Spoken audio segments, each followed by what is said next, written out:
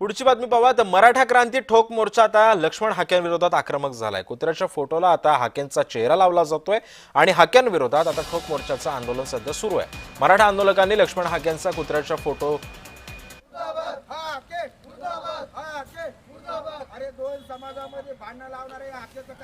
Laxman हाक्यांचा photo जो आहे तो आता कुत्र्यांना आता लावण्यात आलेला आहे आणि आता हाच फोटो लावून निषेध आंदोलन आता केलं जात आहे।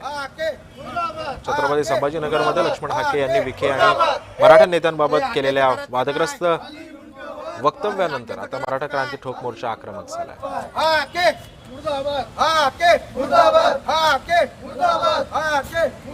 अरे दोन समाजामध्ये भांडण लावणारे हाकेचं करायचं काय? अरे मराठा नेत्याबद्दल हा हाके हा मराठवाड्यामध्ये येऊन जाणून बुजून आमच्या माता भगिनीवर या ठिकाणी बोलत आहे। मराठा समाजाचा वेळोवेळी या ठिकाणी अपमान करत आहे।